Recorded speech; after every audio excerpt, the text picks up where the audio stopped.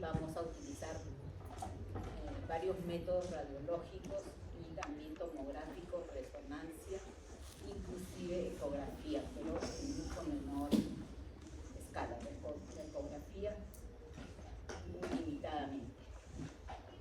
Sabemos que nosotros tenemos 33 vértebras que constituyen la columna vertebral, 7 localizadas a nivel cervical, 12 a nivel torácico, 5 a nivel lumbar, 5 a nivel sacro, que están fusionadas, y 3 coxígenes. Ahora, estas vértebras están unidas por articulaciones tanto intervertebrales como interapofisiarias, y cada cuerpo vertebral o cada vértebra está conformada por varios segmentos. El cuerpo en sí mismo, las apófisis transversas, espinosas, el agujero del canal medular, ¿no? Apófisis articulares superiores e inferiores, etc. Y en cada región las vértebras sufren modificaciones en su forma, no todas son iguales. La de la cervical no es igual a la dorsal, ni a la lumbar, ni a las vértebras sacras.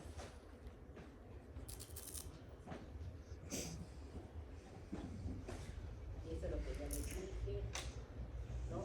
Siempre nosotros tenemos que fijarnos que el eje sea rectilíneo a nivel sobre todo frontal o postero anterior. Tenemos que trazar una línea imaginaria y que va a cruzar por las apófisis espinosas de las vértebras para que estas vértebras no se encuentren desviadas hacia un lado y hacia el otro, porque ya eso sería patológico. Y cuando la vemos de perfil o en una incidencia lateral, nosotros vamos a tener que saber que hay curvaturas fisiológicas. A nivel cervical tenemos una lordosis fisiológica, ¿no? Una curvatura hacia adelante, un poco curva. A nivel de la espalda, la curvatura es hacia atrás, tenemos una cifosis fisiológica. A nivel lumbar, otra vez tenemos una lordosis, una curvatura suave hacia adelante. A nivel sacro, otra vez se hace una curvatura como una especie de cifosis, una curvatura hacia atrás, pero todas estas curvaturas son moderadas. Cuando ya son exageradas, entonces ya estamos hablando de una hiperlordosis, de una cifosis incrementada, ¿no? Y que va a producir alteraciones fisiológicas. Ya que estamos viendo las curvaturas, como dije yo, que en una vista frontal estas vértebras tienen que estar alineadas en el plano que las vemos a través de una línea media imaginaria que va a pasar por las apófisis espinosas. Y si la vemos de perfil, vamos a encontrar todas estas curvaturas que les he dicho, estas curvaturas fisiológicas tanto a niveles de toda la columna. Bueno, acá tenemos la columna cervical. Lo que estamos viendo es una proyección de la columna cervical en una radiografía. Esta columna cervical siempre nosotros tenemos que tomar dos proyecciones, frontal y lateral. No podemos solamente evaluar una columna con una sola proyección, ambas se complementan. Hay otras proyecciones adicionales como son las oblicuas, que es para ver estructuras específicas, por ejemplo, agujeros de conjunción. Pero lo estándar es frontal y lateral. Entonces acá estamos viendo una radiografía de columna cervical en frontal. Como le digo, siempre nosotros pasamos la línea imaginaria a través de las apófisis espinosas que están en el medio de los cuerpos vertebrales, ¿no? Para decir que si este segmento de la columna cervical está alineado.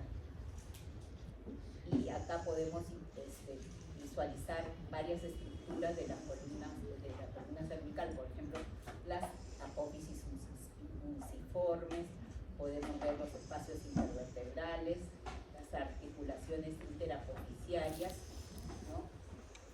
Que unen estos cuerpos vertebrales. Acá se ve más clara las apófisis espinosas. Todas las vértebras tienen apófisis espinosas. No se ven muy bien a nivel de la columna cervical, pero tiene, y por eso es que por acá pasamos una recta hacia abajo, para saber si esta columna está alineada o desviada. Y este es un esquema, ¿no?, que nos va a indicar que los cuerpos vertebrales tienen apófisis transversas, apófisis espinosas en el medio, apófisis uniciformes, que son esta especie de prominencias hacia arriba que forman una U, los platillos superiores, platillos inferiores. Entre las dos vértebras quedan los espacios intervertebrales. Estas que parecen ojitos son los pedículos vertebrales, pedículos. ¿Ya? Y así tenemos que interpretar todas las imágenes y saber qué estructura corresponde. Ahora, hemos visto la columna cervical frontal o postero anterior y ahora vamos a evaluar la lateral, la proyección lateral de una radiografía de columna cervical.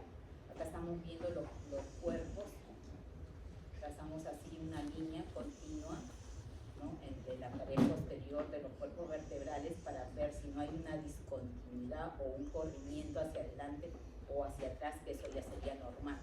Vemos que la línea imaginaria esa pasa por todos los cuerpos vertebrales y no hay ninguna disfunción.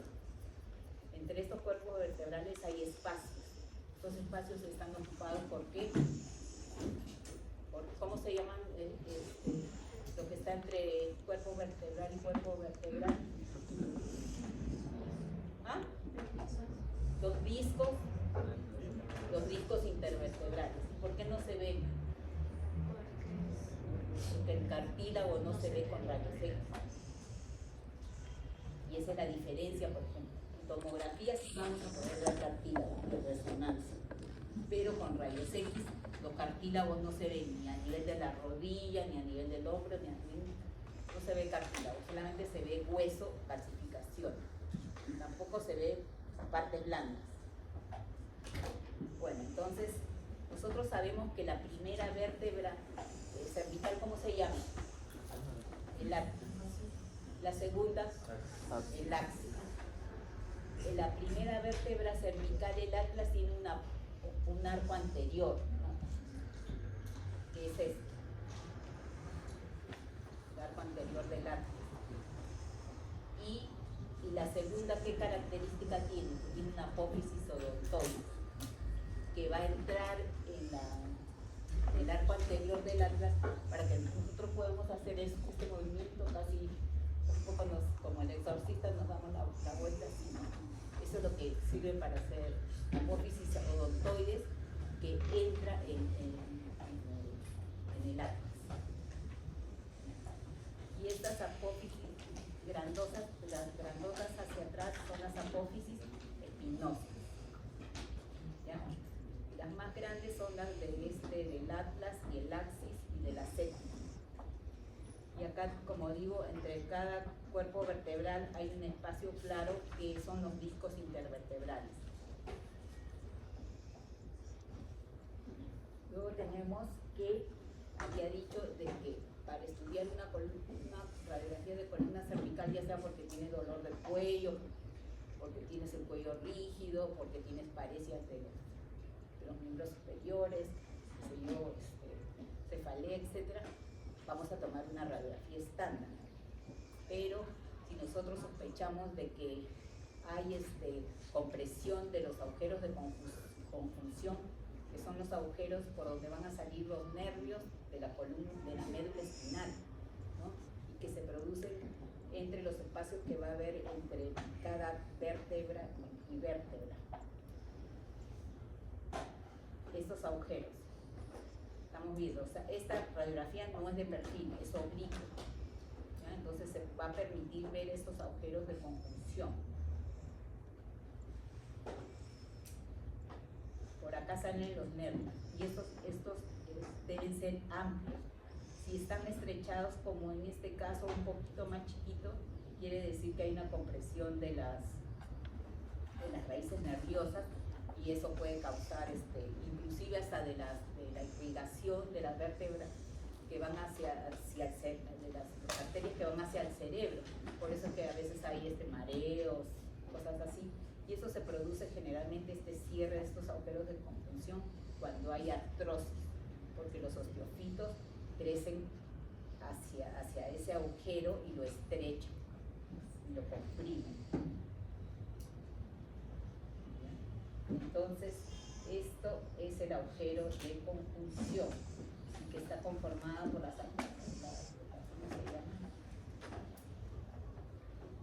por los pedículos y las apófisis articulares superiores e inferiores. Ahora, también podemos pedir una radiografía con boca abierta, pero esas son incidencias especiales, no son frecuentes. Las básicas son frontal y lateral. ¿Y esta para qué nos sirve? Casualmente para ver esa apófisis odontoides, para ver las masas laterales del atlas, para ver las apófisis espinosas del axis, ¿no? Y cómo está esta articulación atlanto-axoidea. Pero bueno, ahora ya no es necesario con tomografía, porque la tomografía lo ve muchísimo mejor y sin tanta cosa. O sea, porque se pueden tomar imágenes en diferentes planos con la tomografía. Igualmente, ideal para estudiar la columna en general es la resonancia magnética. ¿Por qué?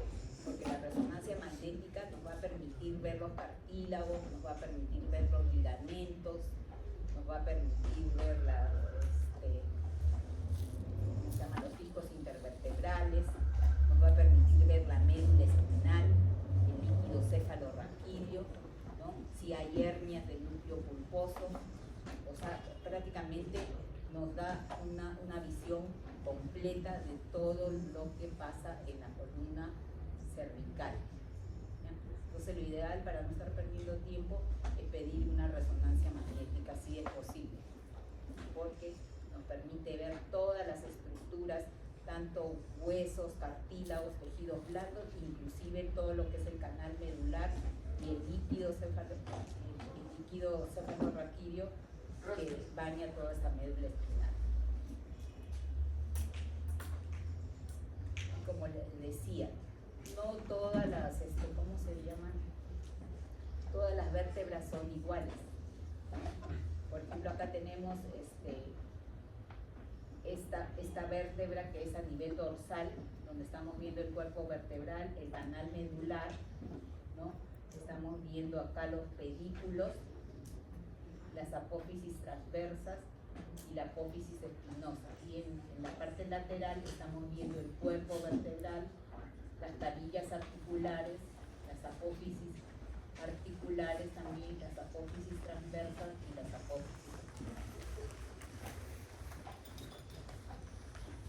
En una radiografía normal, con rayos X, con equipo convencional, estamos viendo acá la radiografía en póstero anterior, vemos los cuerpos vertebrales, vemos las apófisis espinosas que tienen que estar alineadas, ¿no? Que no tienen que estar interrumpidas ni desviadas. Tiene que pasarse una línea imaginaria por todas las vértebras. Estamos viendo las apófisis transversas en todos los cuerpos vertebrales, ¿ya? Y los pedículos. Los pedículos que son los ojitos de las vértebras. Estos redonditos son los pedículos, que van a conformar ¿qué cosa? Que van a conformar el canal medular junto con las láminas. Hacia atrás forman el arco posterior, donde va a estar incluido el canal medular. Acá les voy a dejar esto para que ustedes con detalle vayan viendo la anatomía. Y luego acá tenemos que la columna dorsal también se tiene que tomar el lateral, siempre las dos. Igual por ejemplo, para articulaciones, en general para huesos siempre es frontal y lateral, ya sea de tibia, ya sea de articulaciones, siempre dos incidencias. Y vemos que la columna dorsal tiene una curvatura hacia atrás normal, ¿no? que es la cifosis fisiológica. pero puede estar aumentada en diferentes patologías. Y acá estamos viendo que la placa lateral también podemos ver los espacios intervertebrales ocupados por los discos intervertebrales. Los agujeros de conjunción se ven un poco, ¿no? Bueno, y no se puede ver nada más en realidad. Se puede ver las apófisis espinosas, un poco, las apófisis multiformes y las carillas de los platillos vertebrales. Pero donde se ve, vamos a ver, pero así ya sin ninguna dificultad, es con resonancia magnética nuclear. Ya les dije que es el examen ideal y el gold estándar para evaluar todo lo que es columna y sobre todo también la parte de la médula espinal.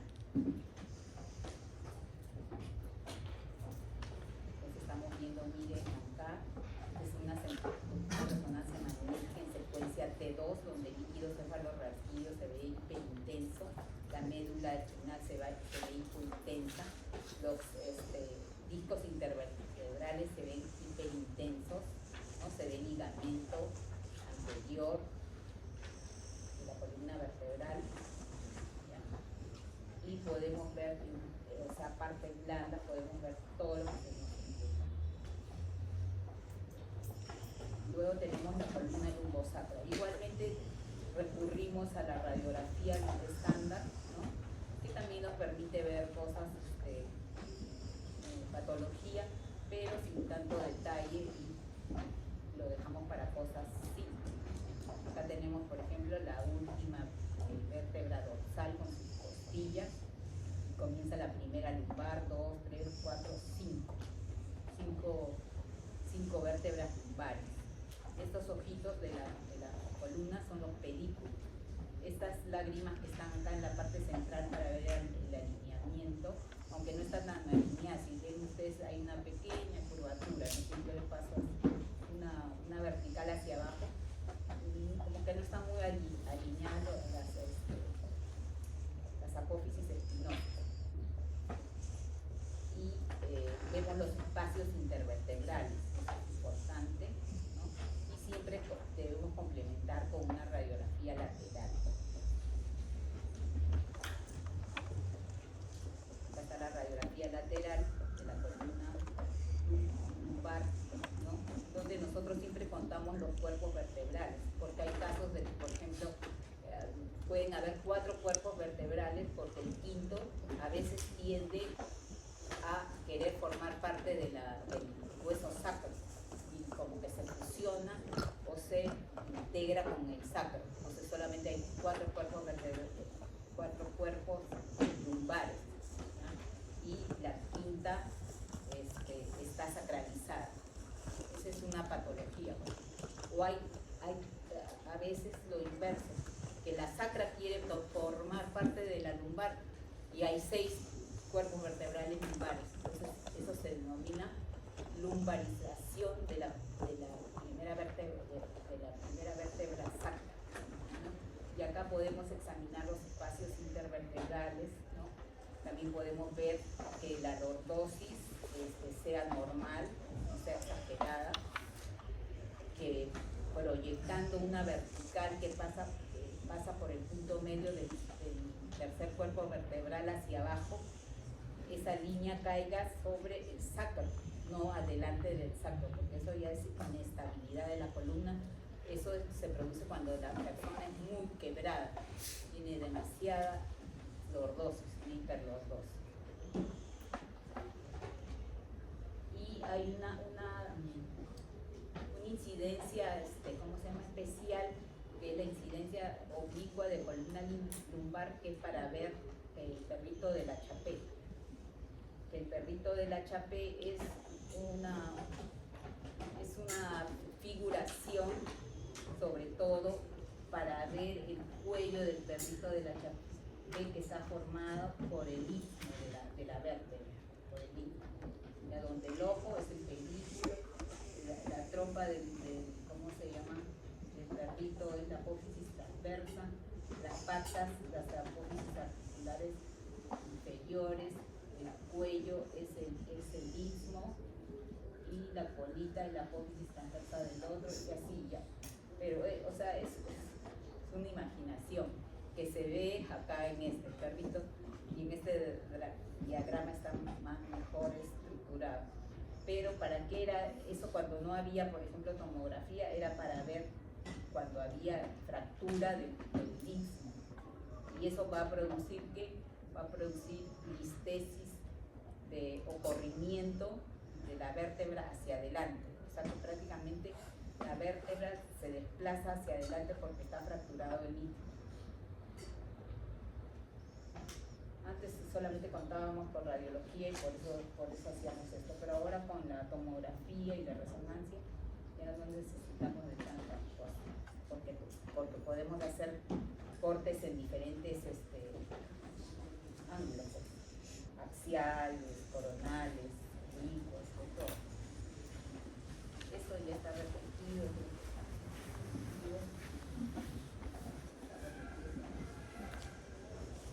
Esta por ejemplo es la imagen del perrito, pero en resonancia magnética, ¿ya?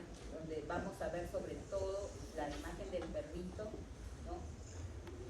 En resonancia, que nos va a decir si este cuello que está conformado por el mismo está fracturado o no, para ver fractura de ¿cómo se llama? Del istmo del cuerpo vertebral. La tomografía también nos ayuda bastante, sobre todo para ver hernia del disco, quistes o compromiso de los cuerpos vertebrales por infección, en el caso de que haya metástasis, porque la columna, como todos los huesos, puede ser susceptible de ser comprometido por cánceres de otros órganos, por ejemplo el cáncer de mama, de próstata, de colon, todos van en el pulmón, todos dan metástasis a huesos, ¿no? Y la columna vertebral no se va a liberar, ¿no? Y también la tomografía nos sirve para ver fracturas, por ejemplo la fractura del perrito de la Chapé o de una apófisis que es muy chiquita, pero que no vamos a poder ver en una radiografía convencional, normal, estándar. Entonces, para todas esas cosas nos sirve la tomografía, pero para ver partes blandas como ligamentos, tendones, canal medular, la médula, la cerna, el glúteo pulposo, todo eso, mejor es la resonancia.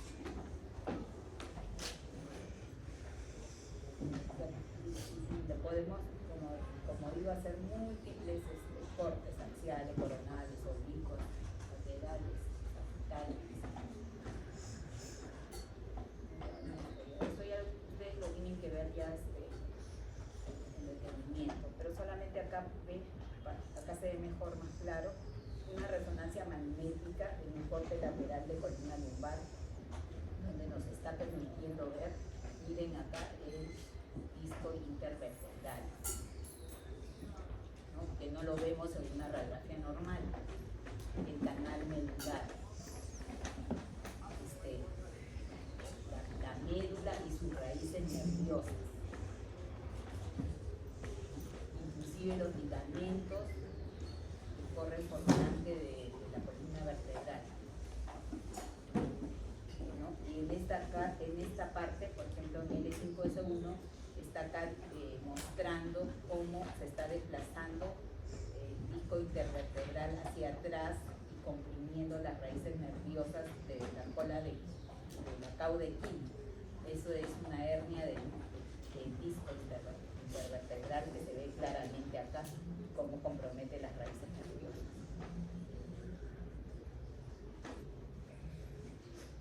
Y estos son simplemente para ver en una tomografía cómo vamos a ver un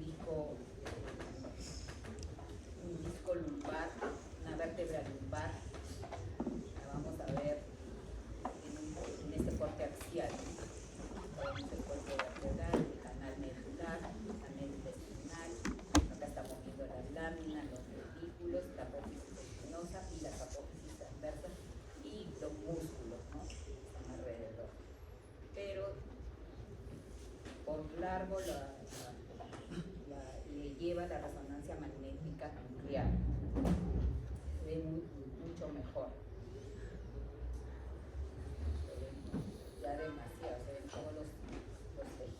las láminas, se ven los discos intervertebrales, todo.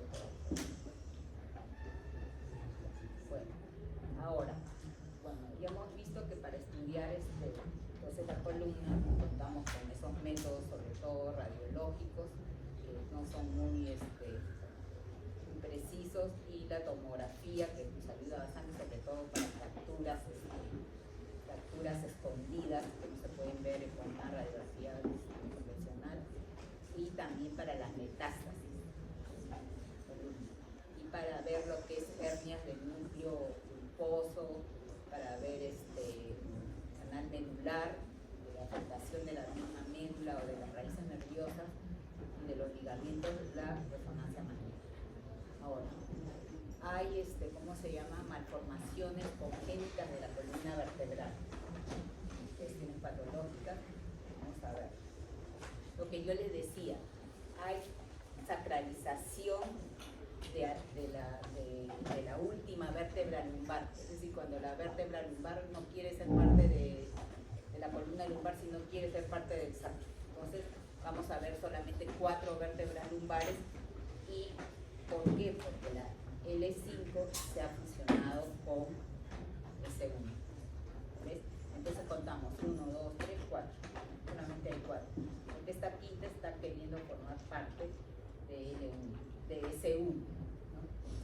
Y cuando nosotros contamos 1, 2, 3, 4, 5, 6, ¿por qué contamos a partir de 1? Porque acá está la última dorsal con su costilla.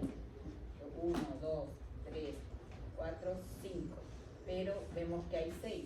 Quiere decir que la primera sacra se ha lumbarizado. Esa es una anomalía de transición. Se llama así. Hay otras anomalías congénitas que son anomalías de formación, cuando falta material embriológico para el normal desarrollo del cuerpo vertebral. Puede ser que falte una vértebra, por ejemplo, que normalmente no haya 11 vértebras dorsales, 12, sino 11 vértebras dorsales, porque de repente también puede haber una de más. Cuando falta una vértebra en algún segmento de la columna vertebral se llama agenesia vertebral. Y cuando a esa vértebra le falta un pedazo, solamente existe la mitad de esa vértebra, se llama hemivértebra. Y por ejemplo, si esa ausencia o esa falta de pedazo de la vértebra está en la parte anterior, va a hacer que la columna se curve, se curve hacia adelante, ¿no? Entonces vas a ver una cifosis. Pero si esta ausencia es de la parte lateral, o sea, si le falta un pedazo a nivel lateral, ya sea derecho o izquierdo, va a hacer que la columna se tuerza hacia un lado y se produce una escoliosis. O de repente el arco posterior prácticamente le falta un pedazo y no se ha unido totalmente, no se ha cerrado. Entonces por ahí se va a salir las meninges, o puede salir inclusive parte de la médula. Se llama meningocele. ¿Ya? Hay otras anomalías congénitas, que es el ossículum terminal. Quiere decir que el ossículo se ha separado de un remanente de la notocordia y se fusiona a los 9 años.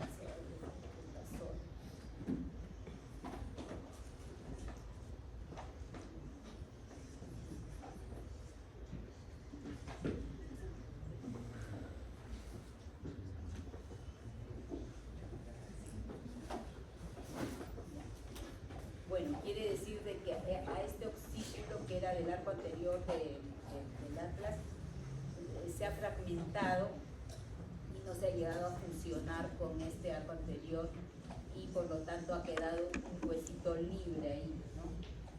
Entonces ese es ossículum terminal. Debería fusionarse o esperar a que se fusione hasta los 9 años, pero si no se fusiona va a quedar ahí libre. La hemivértebra. Mejor la vemos acá en esta composición 3D de una tomografía en la que estamos viendo que en la 12ª vértebra de la columna dorsal hay una vértebra que está partida, que no ha completado su función. Esa es la vértebra mariposa.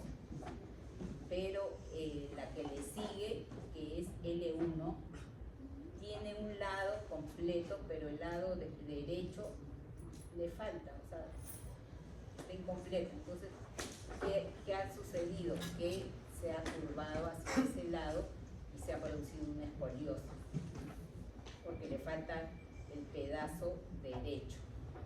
En este caso tiene los dos lados, pero no ha completado su función, la parte central no se ha logrado unir. Esta vértebra se va a llamar vértebra defecto en mariposa y esta es una hemivértebra. ¿Una pregunta? ¿Se entendió? Ahí. Es la que les decía yo, la que les mostré la anterior, la vértebra en mariposa. Quiere decir que la notocordia, que es el tejido embrionario, permanece entre los núcleos vertebrales e impide su fusión. Entonces estos dos segmentos se acuñan. O sea, acá ven ustedes como dos triángulos. Estos son los pedículos y esta es la parte central que no está fusionada como esta, sino le falta, ¿no? Porque permanece el tejido embrionario llamado notocordia, permanece ahí e impide su fusión. Esto se llama vértebra en mariposa.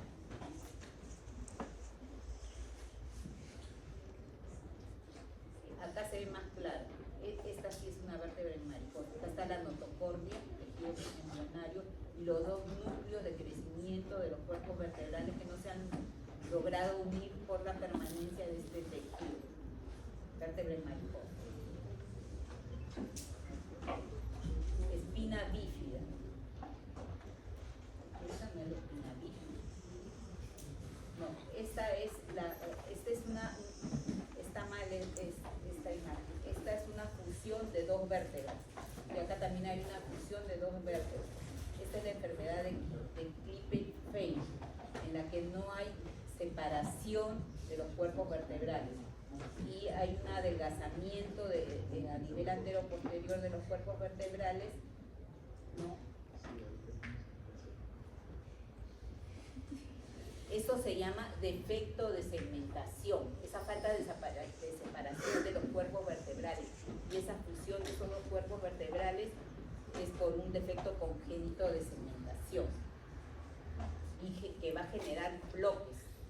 Y esa enfermedad se llama enfermedad de Klippel-Feil. Acá estamos. Klippel-Feil. Vértebras en bloques. Puede ser bloques de a 2 o de 3. ¿Ya? Y la altura de los cuerpos vertebrales es conservada, pero su diámetro antero-posterior está disminuido. Ahora, alteraciones de posición. Esta es lo que yo les decía. Cuando la columna vertebral no está alineada, puede ser un desplazamiento lateral para un lado o para el otro, ¿no? Entonces eso se denomina escoliosis. Cuando esa curvatura fisiológica de la espalda, ¿no? que tiene concavidad anterior está incrementada, se llama hipercifosis.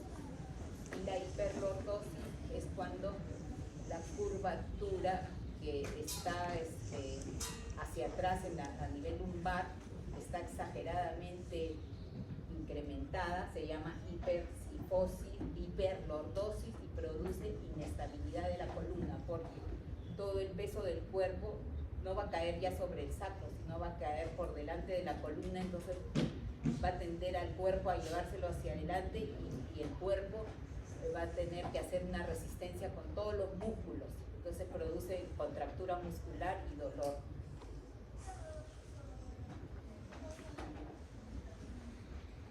Ahora, hay un método que se llama el método de Koch, que es para medir la angulación de la escoliosis. Cuando la escoliosis está desviada hacia un lado, nosotros vamos a medir teniendo en cuenta una línea tangencial que va a pasar por encima de donde comienza la escoliosis por el platillo superior y otra por el platillo inferior donde termina esa curvatura, y esto se va a formar un ángulo que según esta gráfica mide 87 grados. Podemos decir nosotros que es una escoliosis leve cuando esa graduación de ese ángulo es de 10 a 24, moderada más de 24 a 50 y grave más de 50. Eso ya es un tratamiento quirúrgico. Entonces, en este caso, la escoliosis tiene 87 y ya sería grave, una escoliosis grave según el método de Koch. ¿Tienen clase? Sí. Ya voy a terminar.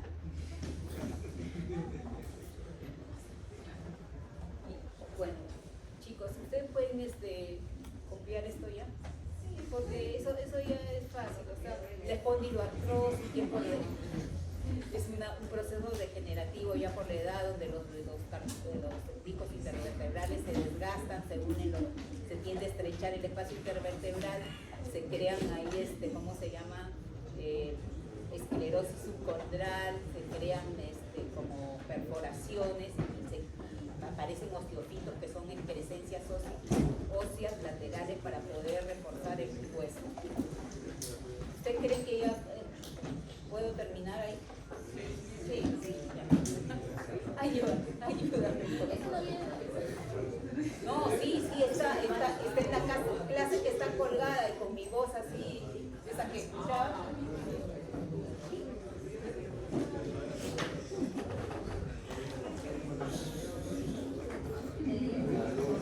No, ya, o sea, lo demás es la espondilitis tuberculosa también, que afecta a veces los discos intervertebrales, crea problemas infecciosos en la parte plana. Todo eso se ve por resonancia magnética.